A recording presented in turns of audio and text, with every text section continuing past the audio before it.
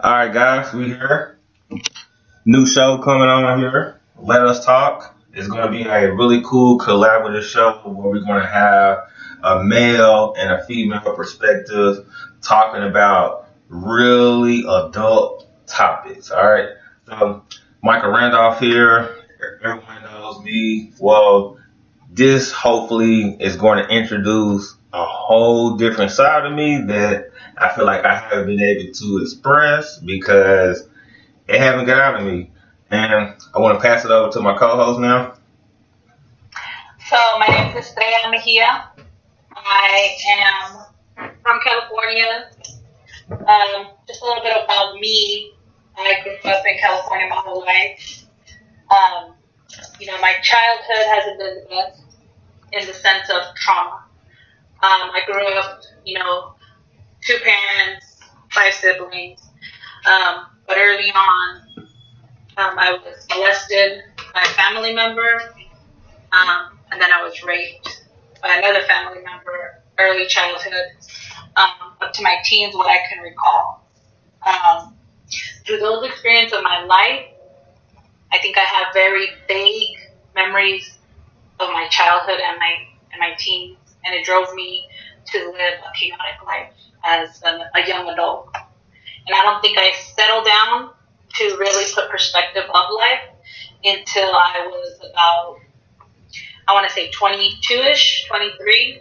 And then I got back on, going back to school, getting my bachelor's. And then right as that ended, I got pregnant with my daughter. And it drove me to kind of settle down a little bit more to knowing to give her stability, especially because it was a female. And it drove me to be a social worker. And being a social worker, I've had a perspective of things from dealing with children with disabilities, with severe disabilities, and now working with children for the Department of Child and Family Services. So that's a little snippet of my life, which I hope that if somebody can connect with me at this point, just to hear me out, hear my story, and say like, hey, I feel you. I've been through similar situations like you, especially because I was taken a part of me that I didn't ask to be taken apart. And then knowing that my family didn't back me up or didn't believe me. So that's a little bit about me. Why we're here today.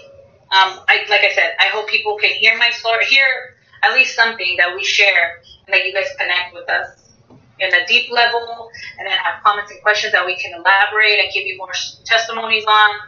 That that you guys really do feel that other people have been through the same experiences and what it feels like, the healing process, what it is. Yeah. So I think it's going to be really cool with the whole topic of let us talk because I feel like as like social workers, we spend our whole time listening. So this gives us an opportunity to talk. And, my background in social work is like something I don't talk about because like social work is it's so natural for me. Before, I legally became a social worker, I was a social worker. So it's pretty cool when you just put the hat on and you're like, crap, I'm getting paid for this. You look at it differently than when you were doing it for free. So not only that, but I think it's like, at least in my culture, we've been social workers. Whether you're translating for your parents, whether you're attending meetings that you don't even know what they might be, but your parents need you there to make sure that they're understanding what's going on. And in my case, that was the scenario very early on. My brother was born when I was 17 years old, and he had Down syndrome. And that took a toll, I think, on me harder because I was the youngest in the house, one of the youngest in the household. And to not know that my parents didn't know what A, was Down syndrome, what two, a child came with so many medical issues, and three, to be a Hispanic family that there was no resource out there like that for them to really access. And then as time passed by, how the school system was stripping them of my brother's education. So social work for me just came like dang, like this is where I'm called to be. Either, social worker for them or social worker for families that don't have a voice, that need to have that voice, that need someone to advocate for them, to make sure that their child or teen or adult has the services that they need. Yeah. So I think moving forward, I think my perspective on this whole thing is going to be like building a connection through motivation. And, us humans, we need motivation, and motivation comes from different domains of life. So for me, I want to be the push forward in motivation. So that's going to be my whole road. Yeah, and I think you touched on it. Like a meaningful connection, it doesn't. I think many people think it's just relationship wise. Yeah. Like you have to have a connection if you're in a relationship, and yeah, that's true. You do have to connect with your partner.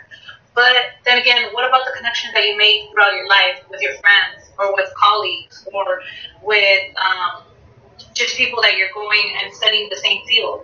I think if me and you wouldn't have met back in, I don't even remember how long ago it was, but that connection right there, I feel like we definitely established it. Did I think it was going to go this long? No, because I think we both took different roads at that time, but even having a connection with other people who are in the same field is definitely meaningful in this day and age. Yeah. When we had first met, we were outsiders, but we were trying to fit in, and we were just like, it's taking too much energy to fit in. I just want to be normal. So. Yeah, and I just even the programs that we were just doing, I think it was draining in certain ways that we didn't have time to really connect as individuals. Yeah, true. Because it was just so much schoolwork, and then outside of schoolwork, we had our lives. Yeah. And that kind of just, I think, took a toll on everybody. Yeah. But I think it was for a purpose that we were all placed in each other's lives. Yeah. Definitely to build each other and kind of give each other love. How you're doing in life right now. Yes. A meaningful connection, like we just pretty much said, it's a two-way street. You got to give and take. You got to take and give. It goes both ways. And I feel like a lot of times as social workers, we get in this whole, we got to give. And we get overwhelmed in giving.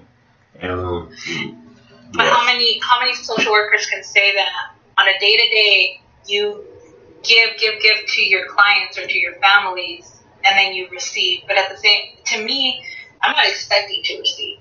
If they tell me that I helped them or they accomplished one goal, to me that's receiving. Because I saw that family move on or accomplish a goal or got their child back or got a service for their kid that they never thought they could get. It's like, to me, that connection goes it's deeper. It's deeper than any connection that I think I can have. Yeah, I struggled when I first started early in the game, just giving wholeheartedly. I was expecting something in return, and those returns comes in forms of self-satisfaction, client satisfaction, financial satisfaction, emotional satisfaction, and it's like, man, I did all this work, what did I get out of it? And that really burned me out when I first got started, because I was giving, and I really just learned that I have to be the role model for them. And once I learned I'm the role model for them, it changed my whole perspective of everything I was doing. And I think, you just touched on it, I think a lot of people have this perception of social workers that we get paid top dollar, well, at least in California, I can honestly speak, that we get paid top dollar and we don't do anything. And it's it's such a stereotype, because every person that I've encountered, as soon as they ask me, oh, what do you do? I'm a social worker. Oh, suddenly this stigma comes over me. oh, well, what do you know about this? What do you know about that? And I'm like, my focus is only in this area. Like, there's social workers for everything. Yeah. The medical field and the emergency room. And it's like for APS, the Health Protective Services, for Child Protective Services, it's like you have an umbrella of social workers, and not all of them are up on that financial status. And that's it's bad. But at the same time, I'm not doing it for the money. If I was in it for the money, I'm in the wrong career. I'm in the wrong business. But I think the satisfaction and the things I learned along the way, especially working with children, I think a big aspect of going to work with the Department of Family and Child Services, I thought I was going to be triggered a lot. Triggered a lot by either domestic violence cases, child abuse cases, or just, or even a child being raped. Those, they sit in the back of my mind. Am I going to be triggered by a case like that? And it's hard. It's hard because, I haven't been triggered, which thank God I haven't been triggered like that. But to see the things that I feel like I could have been helped at, to kind of heal me early on in my childhood. Mm-hmm. I was neglected from that, and I feel like that drives me even more. That I don't want the next child to go through 20, 30 years before they receive counseling. Yeah. And or even just for their parents to learn, hey, you need to talk to your child, or you need to talk to your teen, or you're acting out because something happened. And definitely opening parents to that perspective of life, especially I think in the Hispanic community that, a lot of pride lives in there. They don't want to ask for services. So, definitely to open that up to parents, at least it's rewarding for me because I'm teaching something that I wish my family would have known early on. Oh, yes. You brought up a really cool thing that I experienced also when I first got into social work. We were in school learning about social work, and I remember I had this document. I keep it everywhere with me. It has, I think it's 101 social work careers. And it's pretty cool because whenever I get into this, what kind of job I want, I just go to that book. And I'm like, oh, okay, I have options. But people that we, run into, you tell them you're going to be a social worker, and they're like, oh, you're going to take people's kids away. And it's like, that's not even a social worker, Yeah.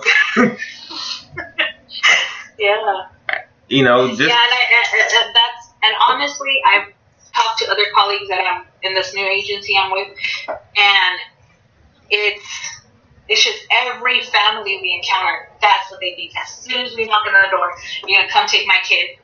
And it's like, no. Like, I think the first experience I had was telling them, no, I'm here to help keep your kid. I'm here to help you restore whatever's broken. Of course, depending on the severity of it. But right now that I touch on it, I don't know if you've seen the documentary of Gabriel Fernandez. I heard about it. It's big. Yeah. That, I feel like if you haven't watched it, you need to watch it. And I'm not promoting it or nothing, but it opens the eyes, for me, it opened the eyes of what I need to do as a social worker. What I need to cross my T's, dot my I's, and everything, because I feel like if I was a social worker that failed that much, this is not the field for me. Oh, yeah. Like if I, and that documentary, and, it had a lot of things to question about, the social workers, the agency, the parents, and everything. And it's like, a child should not suffer that much for someone to suddenly want to change the policies, want to change the laws, anything. Like, we're the first eyes the child sees, or the first person the child sees. We should be able to kind of see the whole area and assess what's right and wrong. Yeah. Speaking of that, I struggled with that when I was studying for my license.